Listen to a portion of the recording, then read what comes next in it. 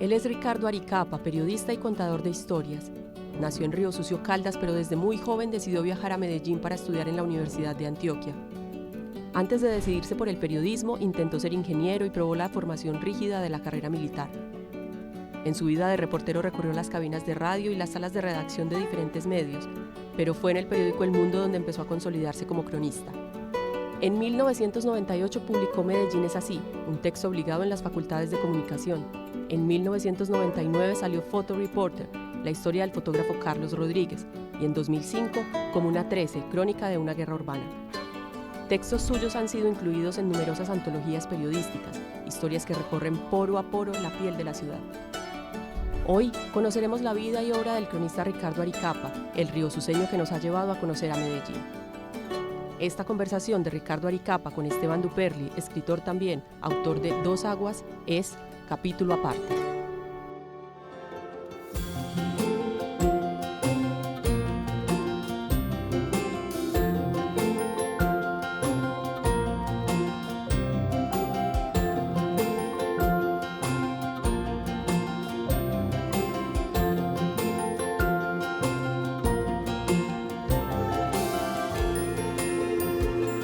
Ricardo Aricapa, nacido en Río Sucio, Caldas. Has dicho varias veces que precisamente el de no ser de Medellín ha influido grandemente en tu narrativa, que se basa casi toda en contar a Medellín. Pero antes de empezar con tu trabajo como periodismo, ¿cómo era tu vida antes? Venís de una familia de 11 hermanos, estudiaste algunos semestres de ingeniería, querías ser militar. Bueno, por lo visto conoces mucho de lo que fue como mi adolescencia y ya mi periodo de juventud. Sí, yo soy de Río Sucio. Cuando estaba en sexto de bachillerato llegó un teniente muy pintoso, él, con todos los galones, muy impresionante, a convencernos de que nos fuéramos para la escuela militar a ser oficiales del ejército. 6, le comimos cuento y nos fuimos de una. Al mes 5 ya estaban otra vez en Río Sucio. Yo me quedé porque bueno, tampoco quería renunciar así de buena primera. Los otros vino fue porque descubrieron que eso no era lo de ellos. Yo quise intentar un poquito más, pero a los 6 meses me mamé y dije, esto no es lo mío. Sobre todo porque ya tenía un cierto componente político ahí que me decía, esto no es lo mío, ¿no? Y bueno, esa fue una experiencia, no sé si los años se queman y si cualquier año de vida tenga uno, lo pueda borrar. Ese año que pasé en la milicia fue borrable, ¿no? Pero después ya vuelvo a Río Sucio y me vi a estudiar periodismo, ¿no? Pero antes hiciste ingeniería. Pero antes estaban, a ver, como un cucarrón dándose contra las paredes, buscando como su destino, esa fue la cosa mía, ¿no? Y después me fui a la universidad a estudiar ingeniería, porque me gustó el nombre, ingeniería industrial, eso sonaba bien. Pero cuando ya llego a la universidad me di cuenta que eso tampoco era lo mío, pero había una gran ventaja, que en esa época la universidad tenía 4 semestres iniciales obligatorios para todos los estudiantes, y eran de humanidades. O sea que ahí se veía literatura, historia, sociología, y eso sí me encantó. Entonces cuando ya voy a la carrera, el primer semestre, el quinto semestre, que ya era ingeniería dura, ese saqué ceros y unos, y entonces me pasé yo iba para la literatura, pues, ya me dice, yo voy a estudiar literatura, porque ya tenía eso claro. Pero me encuentro con un amigo que creo que me dio el mejor consejo que me hayan dado, y me preguntó, ¿usted qué es lo que quiere? ¿Usted quiere ser profesor de literatura o quiere escribir? Yo para ese momento ya tenía cierta idea que lo que quería era escribir. Estamos hablando de 19, 20 años, ¿no? Y sí, le hice caso, porque él me dijo, si quieres ser profesor, pues dedíquese a la cátedra, estudie licenciatura, pero si quieres escribir, métase a periodismo, en la Antioquia, ¿no? Y ahí había carrera de periodismo. Le cogí la vara y me metí a periodismo, y creo que ese sí me acomodé, y ahí llegué. Y ahora sí, el de no ser de Medellín, ¿cómo ha influido tu carrera periodística y sobre todo tu narrativa? Sobre todo la narrativa. Yo creo que el cronista juega mucho con el tema del asombro, ver las cosas ubicándose desde el punto de que todo es raro, todo es distinto, todo es asombroso. El cronista tiene que tener esa visión, ¿sí? Y cuando uno llega a una ciudad que es totalmente extraña, yo vengo de un pueblo, de veredas, yo nunca había salido. En Bogotá sí estuve por lo de la Escuela Militar de Cadetes, pero encerrado también. La ciudad no la conocía, y me encuentro con esta urbe de la ciudad de 1976, 1977, esa época. Era un momento muy crítico, ¿no? Y yo no conocía la ciudad y cuando ya empiezo ya a hacer periodismo, ya profesionalmente me doy cuenta de que sin pensarlo yo estaba haciendo una narrativa muy desde afuera, mirando la ciudad desde afuera, porque no la podía mirar desde adentro. Yo no nací en un barrio, yo no tengo vida de barrio, ¿sí? Por eso yo he vivido toda la vida en el centro de Medellín, porque no tengo ninguna vinculación con la ciudad barrial, ¿no? Porque uno es de una parte donde hizo el bachillerato, donde fue joven, de ahí es uno, y yo no hice eso aquí. Entonces me tocó mirar la ciudad desde afuera, y esa visión de la mirada de afuera fue inconsciente, simplemente era porque yo no conocía. Entonces eso le da como cierto tinte a mis crónicas, eso me lo hizo saber alguien que una vez me dijo eso. Usted no es de Río Sucio, ¿por qué? Usted no es de Medellín, ¿por qué? Pues porque se nota cuando escribe. Ricardo, tu elemento es la crónica. Sí. Que es como el punto de encuentro de la parquedad del periodismo informativo y esto otro mucho más efervescente y exuberante, digamos, como de la literatura. ¿Cuándo y cómo te diste cuenta que ese era tu formato? A ver, cuando leí las crónicas y reportajes de García Márquez, porque yo había leído a García Márquez 100 años de soledad, le había hecho un intento a ese libro cuando tenía 14 años, pero no pude, no pasé de la primera página. Cuando ya entro a la universidad, me enfrento a 100 años de soledad y quedé maravillado. El lenguaje, todo, me pareció deslumbrante ese libro. Y después eso me llevó a buscar las crónicas y reportajes de García Márquez, y me gustaron más. Es decir, me sentí como, ese es mi lenguaje, como que mi búsqueda literaria tiene que ser por aquí, pero son cosas inconscientes que uno piensa en el momento, ¿no? Y me preguntas por una influencia, esa. Los reportajes de García Márquez me tiraron por la ruta del periodismo, ¿no? Y fuiste en la Universidad de Antioquia, fuiste alumno de Juan José Hoyos, ¿verdad? Bueno, y Juan José Hoyos acabó de hacer el trabajo, ¿no? Porque Juan José Hoyos es muy buen profesor. Sí. Le hace a uno querer el oficio y le deja a uno la libertad de expresarse, ¿no? Ese fue un buen profesor que tuvo y me abrió también muchas puertas hacia la narrativa periodística, me dio claves. Una, por ejemplo, por decir muchas, alguna vez dijo que la poesía del periodismo y de la crónica no está en la conjugación de las palabras, ni cómo las armes, ni cómo lo digas. La poesía del periodismo está en los hechos. Entonces tú lo que tienes que buscar es el hecho y no las palabras. Las palabras ya las encontrarás después cómo pintarlo, pero para ti como periodista lo fundamental es el hecho. Recordar los primeros intentos tuyos de construir crónicas, de hacer reportajes todavía como estudiante.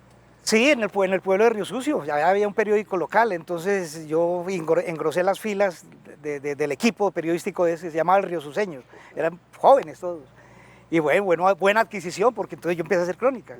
Y entonces el periódico fue bueno, tuvo 5 números y ahí me formé un poquito, ¿no? Luego más adelante pasaste como a una escuela periodística antioqueña que fue el periódico El Mundo. Ah, esa sí es otra cosa. Mitad de la década de los 80. Ese ya es otra cosa. ¿Quiénes estaban ahí? ¿Cómo era eso? Era un trabajo muy distinto a lo que es el periodismo hoy en día. ¿Cómo era ese trabajo en ese, lo que uno podría llamar el grupo del Mundo? A ver, yo llego a Medellín en el 78, salgo de la universidad en el 81, 82, estaba trabajando en Caracol, radio, ¿sí? Trabajé 2 años ahí. Muy importante haber trabajado en la radio de entrada, ¿no? Porque eso le da a uno armas para buscar la fuente y la noticia, agilidad. Eso es muy importante, en un periodista. Pero ahí me aburrí, eso tampoco era lo mío, y yo estaba mirando de reojo al mundo, porque había unas crónicas, había unos tipos allá escribiendo. Yo me decía, es lo que yo quiero. Y alguna vez se dio un intercambio que alguien se aburrió en el mundo, quería irse para Caracol, y yo estaba aburrido en Caracol y me fui para el mundo. Y ahí empezó una gran carrera para mí, porque me encontré con periodistas ya hechos, formados, ¿no? Y aparte de estar hechos y formados, tienen una visión distinta del periodismo. Porque yo creo que el periódico El Mundo en los años 80 fue el periódico de vanguardia en Colombia, más moderno, en todo, en los textos, en las fotografías y en la opinión incluso, ¿sí? Un periódico que marcó pauta, digamos que los primeros 7 años, por 8. Pero esa década del 80 fue para mí muy importante, fue el caldo nutricio, ¿no? ¿Quiénes más estaban ahí? Porque eran una generación de cronistas. A ver, éramos jóvenes todos y muy entusiastas y nos dábamos madera en el sentido pleno de la palabra. Es decir, si usted salía con algo el domingo, había una sesión el domingo que llamaba Siempre en Domingo, todos queríamos publicar ahí, pero para publicar ahí teníamos que ser buenos. Cualquier cosa no se publicaba ahí. Y entonces alguien salía el domingo con una crónica y fue madre, este lo tengo que superar yo, y al 8 días hacíamos. Y a veces hicimos crónicas a 2 manos, escribiendo varias crónicas, hice con Diego Medina, fue, que me tocó, un gran escritor que se murió en un accidente. Cadavid, Fernando Cadavid también era, estaba Ana María Cano y su esposo, Héctor Rincón, que eran novios en esa época. Esa era más o menos lo que yo recuerdo. Había otro muchacho de Andes, un Mejía, estupendo, ¿no? Pero, y además tenían el juego de la pasión. Nos podíamos quedar amaneciendo, escribiendo crónicas. Yo me amanecí muchas veces en el mundo escribiendo, para poder aparecer el domingo. Y eso era un trabajo de periodismo muy distinto a lo que se hace hoy en día, es decir, era un periodismo de libreta, de estilógrafo, de escribir a máquina. Y de grabadora, ¿no? Ajá. Sí, era eso, y de retentiva, ¿no? Y de buscar en la calle. El teléfono se usaba era para llamar funcionarios, pero para buscar la noticia había que salir a la calle. Luego de ahí fuiste al Espectador, también trabajaste para la Revista Semana. No salí de ahí, simplemente me quedé en Medellín, fui un corresponsal del Espectador para algunos temas, ¿no? Pero muy pocos, ¿no? Y de la Revista Semana. Un periodo importante en mi formación y en mi trabajo periodístico que fue el que pasé en El Colombiano. Fue un año en que yo estaba desempleado, estaba con todo el tiempo para mí. Y El Colombiano me pagaba muy poquito por unas crónicas que hacía los domingos, de página entera. Pero yo quería era publicar, lo que querían hacer. Y ahí hice muchas crónicas, que muchas de esas quedaron en ese libro de Medellín, así caí todas las que hice ahí. Porque fueron un momento en que me dediqué de lleno a la inversión periodística, ¿no? Y entonces tuve mucho tiempo para pulir, para escribir. No tenía jefe, era lo que yo hiciera. Entonces esas crónicas del Colombiano fueron un buen momento, fue como año y medio más o menos. El libro de Medellín es así, pues es precisamente como el resultado de todo ese trabajo que llevas como acumulado. Sí. Sin embargo, ese libro, cuando te lo propusieron, dijiste, no, a ese libro aún le falta calle, ¿no? Y te fuiste sí. A ver, ¿cómo nace ese libro? Es que ese libro nace por cuenta de un buen editor. Es que los buenos editores son los que muchas veces sacan los buenos libros.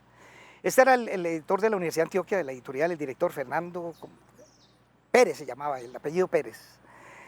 El hombre le gustaban mis crónicas, mi trabajo periodístico, y me conversaba que le gustaban, y alguna vez propuso que si hacíamos un libro con las crónicas que yo había escrito en el...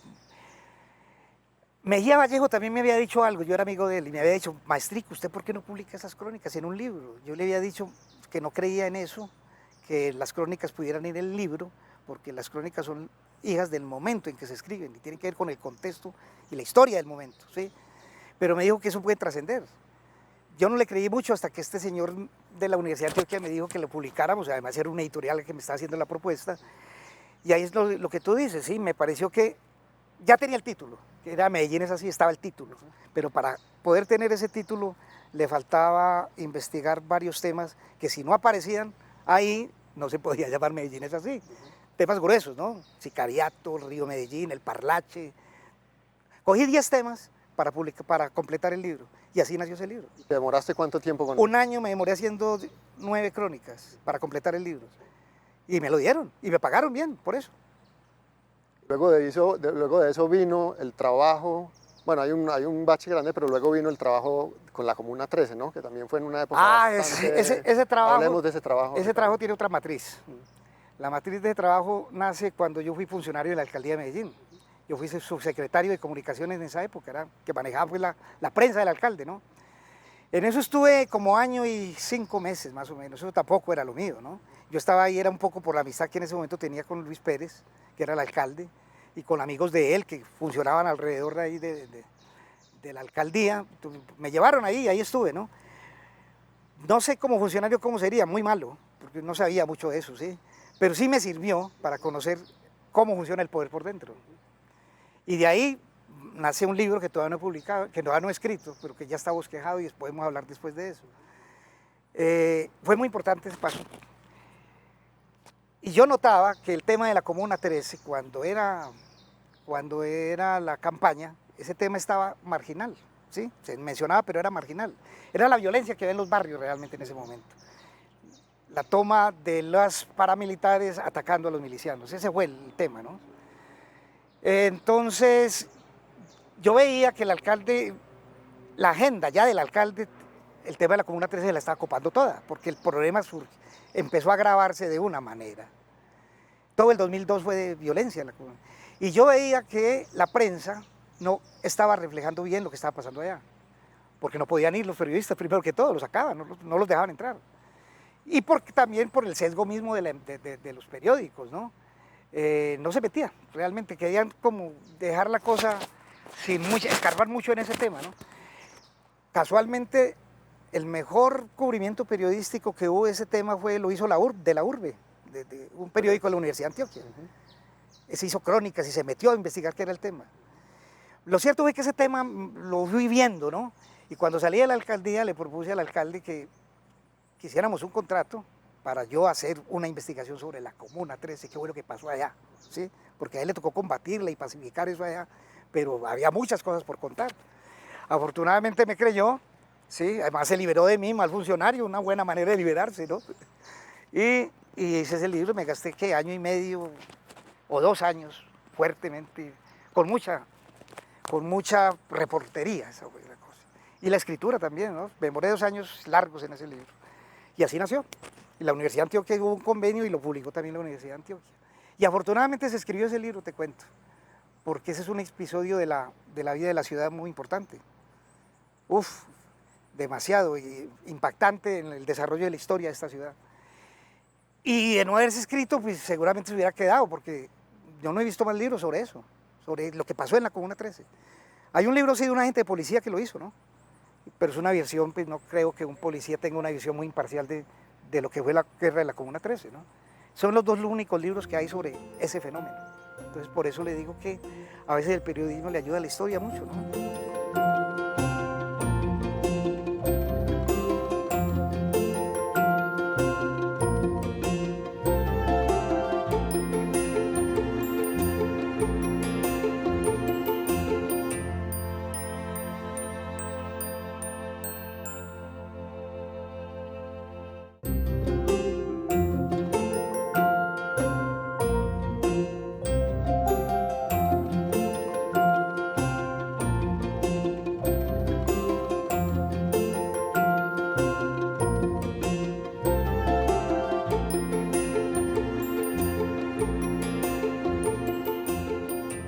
Ricardo, te voy a hacer una pregunta que va en 2 direcciones. Cuando uno vive y trabaja como periodista en una ciudad como Medellín, se expone bastante como a lo truculento.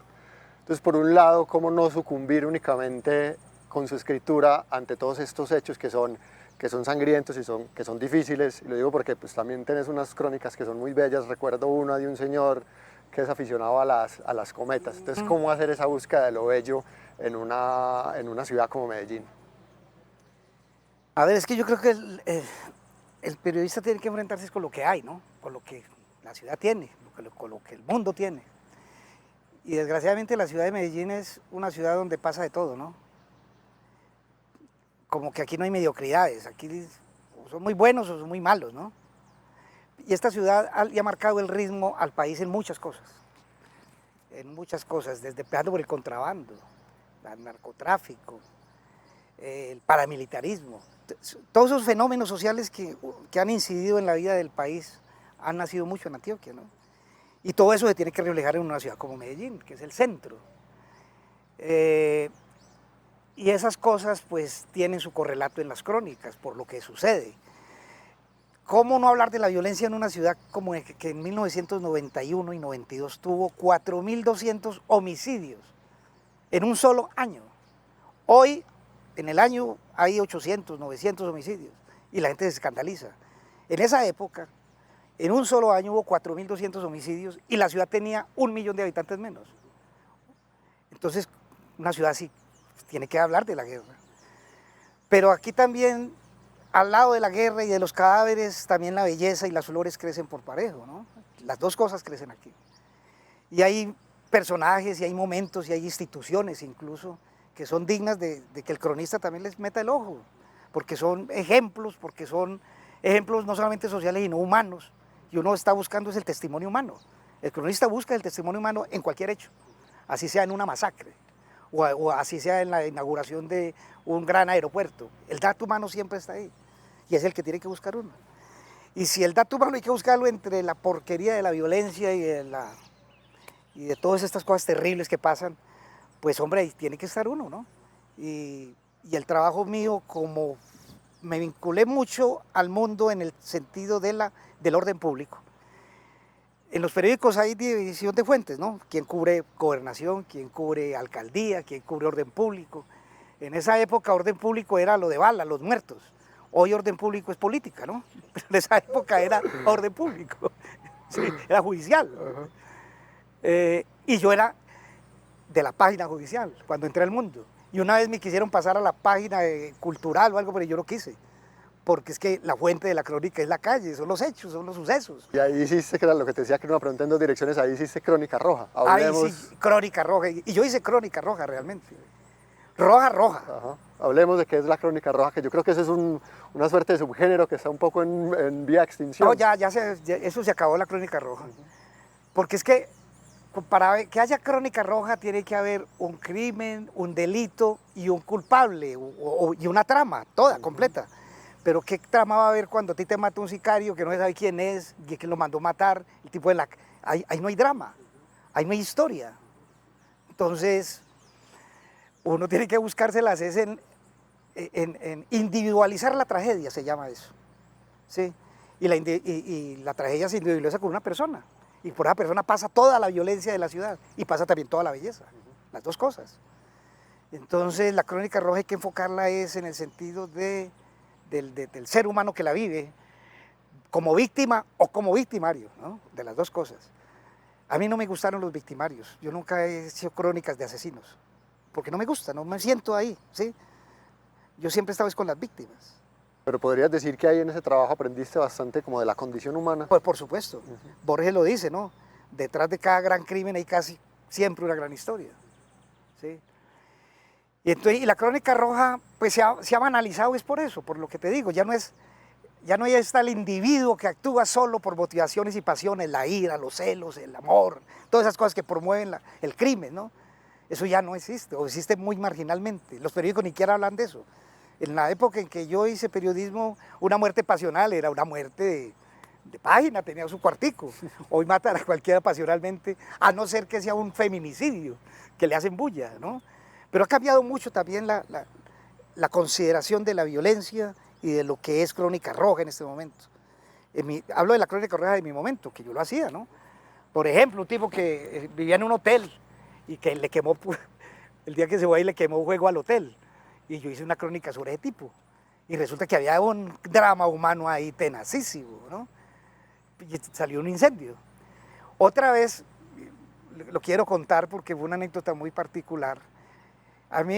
Yo tenía informantes que me llamaban al periódico a decirme, vea, aquí está pasando esto y esto. Entonces yo salía, porque ese era el periodismo que hacíamos en la época. No queríamos un teléfono, íbamos. Y una vez me llegó con la noticia que era un abogado que había estado en Marinilla, y en Marinilla el run era que habían sacado a una señora del cementerio recién muerta y la habían violado. A un muerto, habían violado. Escabroso. ¿Cómo así? Entonces yo le comenté al editor y me dijo, y yo quiero hacer esa crónica. Por dos razones. Primero porque sucedió en Marinilla, que es casi que el Vaticano de Colombia, ¿no? Sí, allá la religiosidad es acendrada, ¿no? En un pueblo donde nunca pasa nada de esas cosas, y pasa eso. Lo cierto es que yo me fui para allá, el editor me dijo, hágale, yo veré si se la publico, porque eso está muy escabroso, porque realmente es escabroso, ¿no? Crónica rojísima. Y yo me fui para allá y las 2 primeras horas me la pasé deambulando por el municipio a ver quién me decía algo y nadie me dijo nada. El señor de la tienda, el hotel, nadie quería hablar de ese tema en Marinilla. Y ya me iba a devolver cuando encontré un señor, el conductor del alcalde, que era hermano de la difunta, ofendido por ese, y me llamó y me dijo, ya hombre, cuente esto. Y ya me dio historias, y me remitió 3 historias. Pude formar una historia, ¿no? Y al otro día salgo yo con el domingo salió de reportaje, porque nosotros publicábamos el domingo. Yo no sé cómo lo titulé. Pero lo cierto es que alguien me dijo, había 99 maneras de hacer eso para que quedara de esos hechos sangrientos que publicaba la revista Vea. Había periódicos especializados en eso. Y ese tema era para un periódico de esos, no para El Mundo. Entonces había que tratarlo con pinzas literarias, ¿no? Y un amigo mío me llamó y me dijo, "Ah, no, en 99 maneras de hacer eso, y usted es la única que no era roja". Pues decir, no era roja, sí, rojísima, pero no cruenta, ¿no? De mal gusto, ¿no? Sí, claro. Y finalmente es el gusto lo que opera ahí, ¿no? Y precisamente relacionado con eso de la crónica roja, pues vos hiciste lo que creo yo que es tu trabajo más sui generis, que es digamos, como la vida o la investigación en torno a Carlos Rodríguez, que fue un reportero gráfico que fotografiaba precisamente todos estos levantamientos de cadáveres y era un tipo que había estado vinculado con el detectivismo. ¿Cómo fue ese trabajo, el descubrimiento de este personaje? Ese personaje me lo presentaron cuando yo no lo conocía. Conocía fotos de él y sabía que estaba en la historia, pero lo hacía muerto. Es decir, que tenía muchos años cuando yo lo entrevisté, ya tenía como 87 años.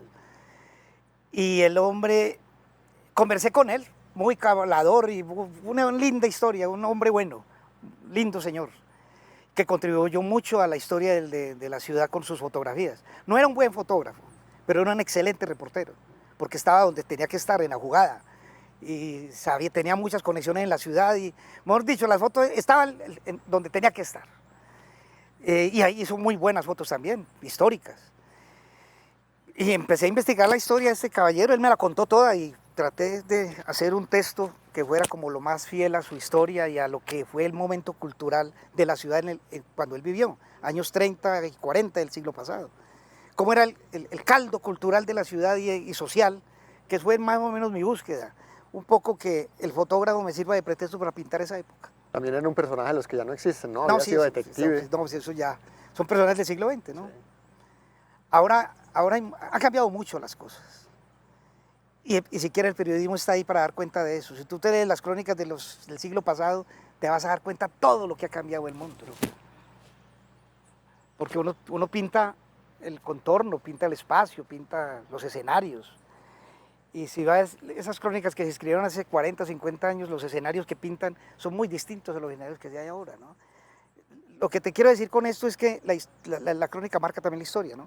Y uno tiene que ser consciente de que está haciendo historia, ¿sí?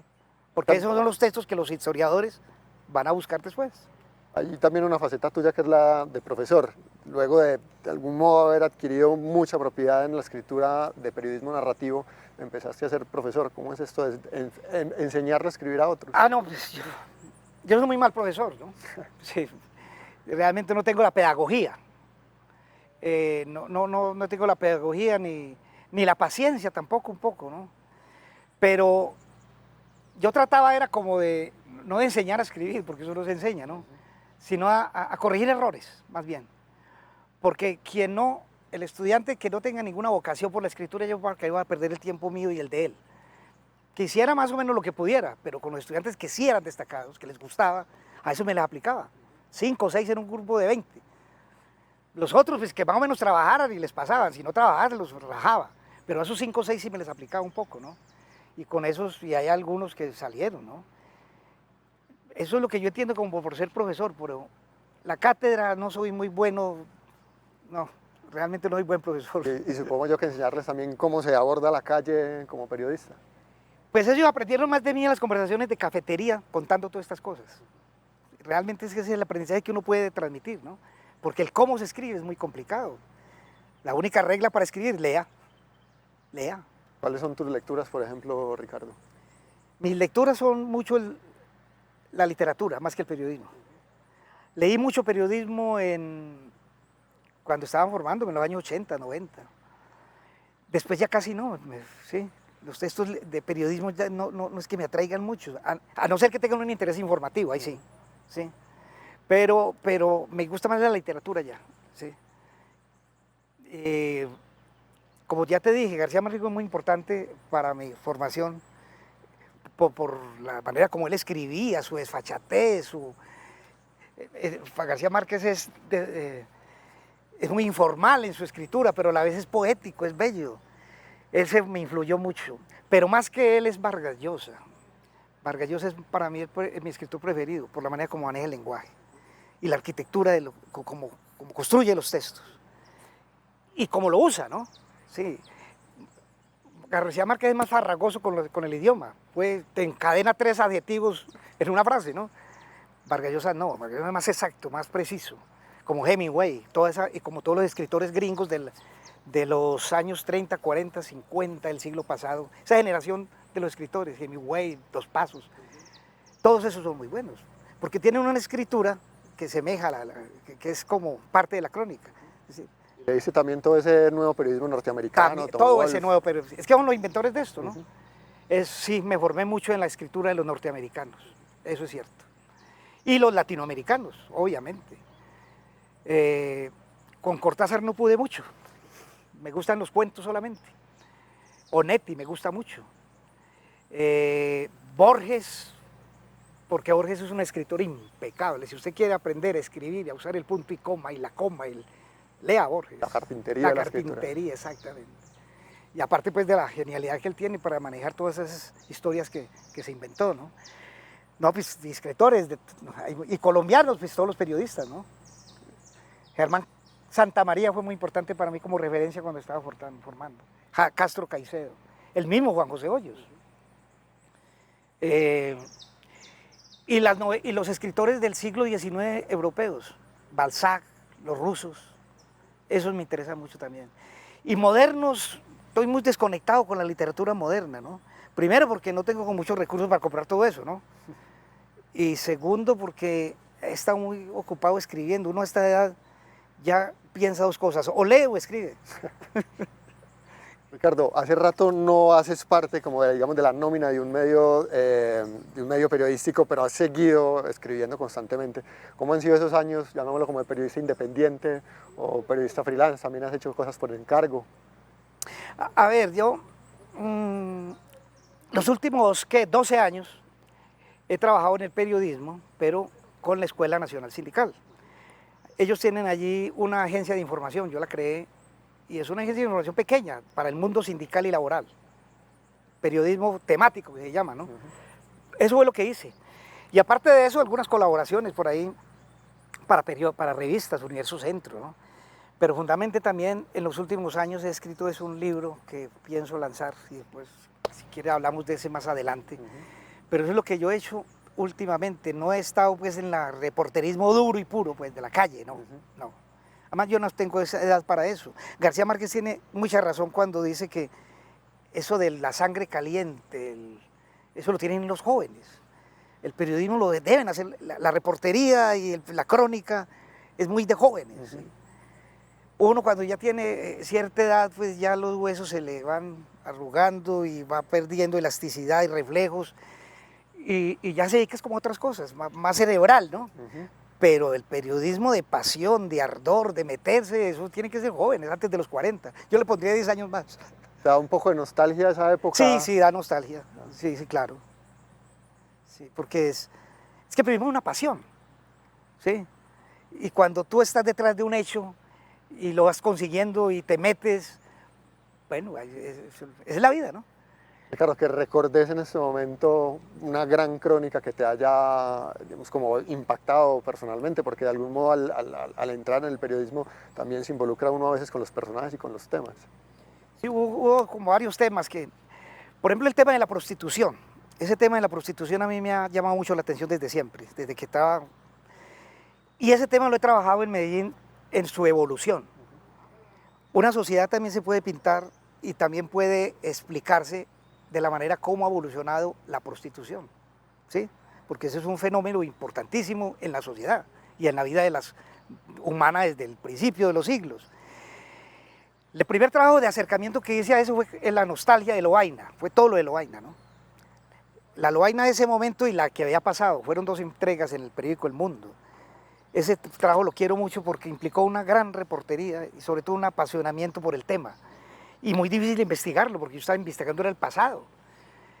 Duré por ahí 6 años tomando notas, 6 meses tomando notas para escribir esa crónica, y cuando por fin la tuve, pues la escribí. Esa la recuerdo mucho.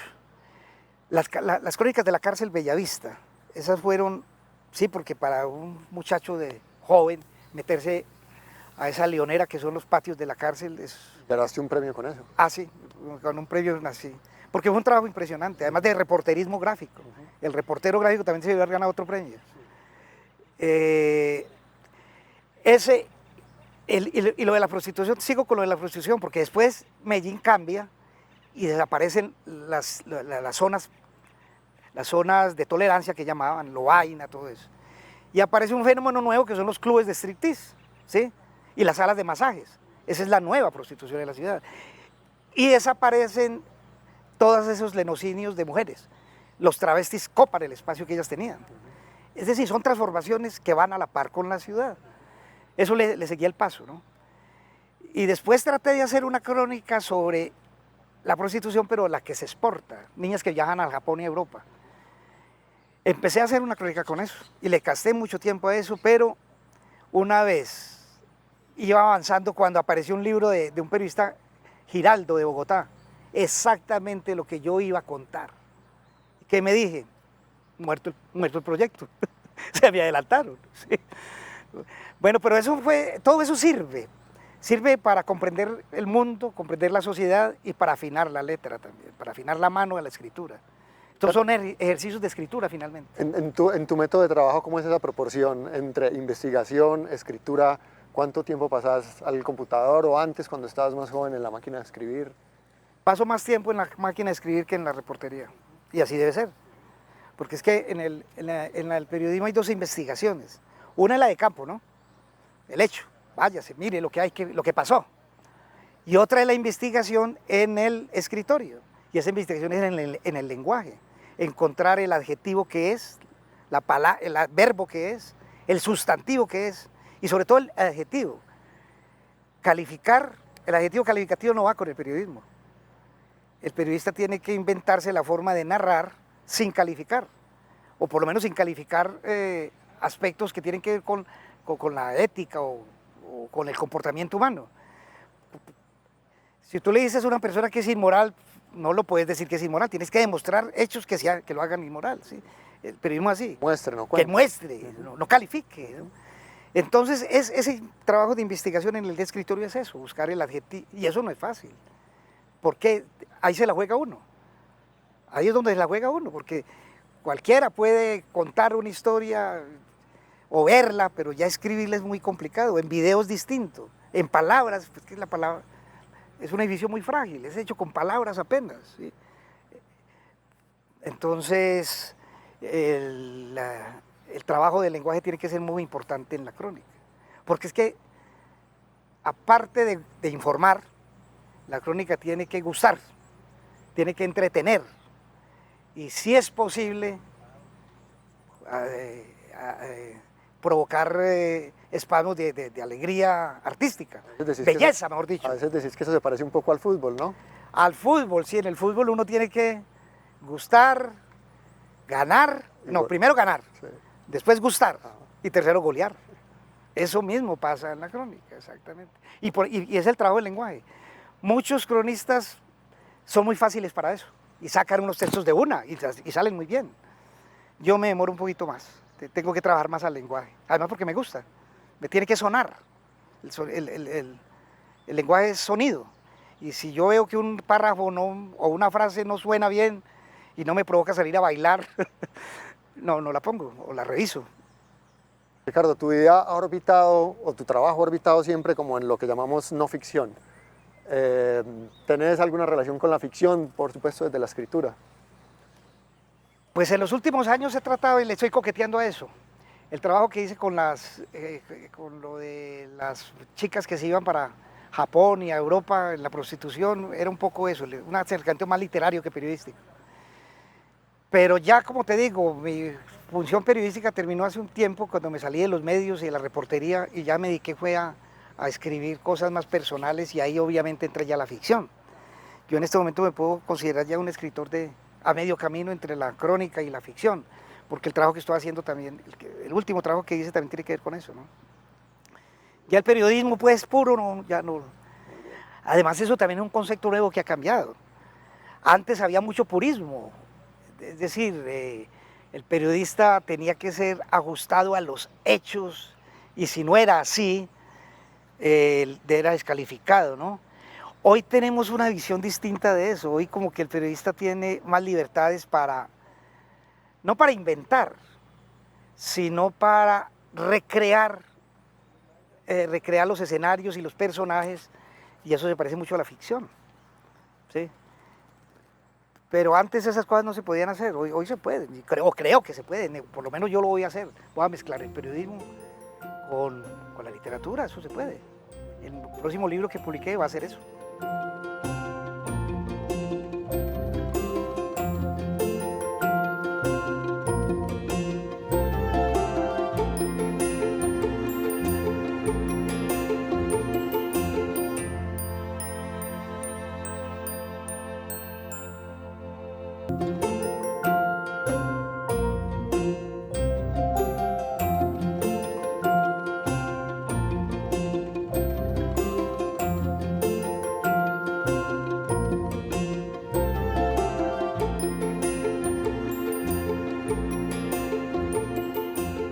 Ricardo, ¿cómo es este proyecto en el que vas con 6 años de trabajo acumulado, ya listo, casi a punto de salir, en el que, como decías ahora, mezclas ficción y no ficción?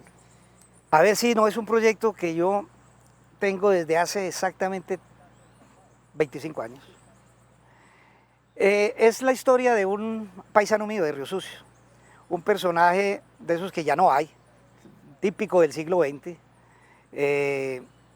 Yo lo conocí a él mucho, pero más por él a través de su familia, de sus sobrinos, que son muy amigos míos. Es un personaje en Río Sucio muy conocido. ¿Qué fue él? El hombre tiene muchas facetas y por eso me interesó. Los oficios que hizo fueron los del rebusque cuando estaba joven. Y estoy hablando del rebusque, es culebrero, estafador, jugador, un taur, pero sobre todo un estafador. Un estafador que tenía la conciencia de que la estafa es una puesta en escena, ¿sí? Que no usaba armas además, ¿sí? Simplemente engañaba con la palabra y siempre con un compinche. Esa parte de su vida es los primeros 40 o 50 años de la vida de él, porque después el tipo se transforma, él regresa a Río Sucio, esa parte de la formación como culebrero, taur, estafador, de todas esas cosas, rebuscadores, ¿sí? Él lo deja cuando llega a Río Sucio, se ausenta de Río Sucio por ahí unos como 20 años, y cuando regresa ya mayor, ya grande, se casa y inicia otra nueva vida, pero sigue siendo estafador y sigue siendo rebuscador. Y el tipo participa en hechos de la vida nacional que son muy importantes, o estuvo cerca, o fue testigo o participante como protagonista. Estuvo, por ejemplo, cerca al choque de los dos aviones de Gardel, cuando murió Gardel, por ejemplo, estaba en Medellín en ese momento. Tiene episodios, estuvo en la cárcel, la Picota, y compartió mucho con los asesinos de un personaje muy famoso en la época que se llamó Mamatoco. ¿Sí? Él fue amiguísimo de ellos y a través de eso yo cuento ese episodio de la vida nacional. El anapismo también aparece mucho ahí, porque él fue anapista y fue dirigente anapista. Como te digo, un personaje rarísimo, hacía de todo y muy inteligente, obviamente. Y de una familia muy preclara en Río Sucio. Él era la oveja negra, porque sus hermanos eran abogados, odontólogos, senador de la República. Una familia muy bien en Río Sucio. Él era como la oveja negra. Pero así oveja negra y todo, el hombre se abrió camino y se metió a la política ya viejo. Y llegó a tener el poder político más grande en Caldas, como jefe de la ANAPO. Y al final de su vida, los hijos le salen narcotraficantes. Y los sobrinos. Y los últimos años de su vida la mete en el tema del narcotráfico, que ese también es otro tema que se trata en el libro, y es cómo el narcotráfico estuvo en los pueblos. Se sabe cómo estuvo en las ciudades, y se sabe Pablo Escobar y en los grandes capos, pero cómo eso funcionó en los pueblos, eso poco se sabe, ¿no? Ese aspecto también se toca ahí. O sea que es un personaje integral, que finalmente yo pensaba que era un libro corto, porque iba a ser como una crónica de la semblanza de él, pero finalmente lo que resulté haciendo fue una semblanza del siglo XX y París Trejos como pretexto y personaje que aglutina toda esa semblanza del siglo XX, ¿no? Y además se cruza con mi pasado, con mi infancia. Yo escribí en 1994 un libro que se llamaba Hotel Otún. Me lo gané una beca. Cultura en esa época daba becas y yo me gané esa beca. Me dio un año para escribirlo y lo escribí, el libro está ahí. Pero fue un libro más de aprendizaje que nunca lo quise sacar porque no me pareció bien. Nunca lo dominé, me ganó el libro. Y muchos de los episodios que hay en el libro y que motivaron a escribir ese libro quedaron finalmente en París Trejos. París Trejos se llama el libro, se llama París Trejos, Memorias de un estafador. Y el nombre de él es real, París Trejos, así se llamaba, ¿no? Esa es la historia que tengo en mis manos, larga. Son por ahí, el libro va a quedar de unos 400, 500 páginas. Porque es toda la historia del siglo XX finalmente, ¿no? Bien, Ricardo, muchísimas gracias por esta conversación tan agradable sobre periodismo, crónica y narración. Bueno, a ustedes muy amables, ¿no? Qué bueno compartir con los oyentes y los lectores posibles de estas anécdotas personales que ojalá contribuyan en algo, ¿no?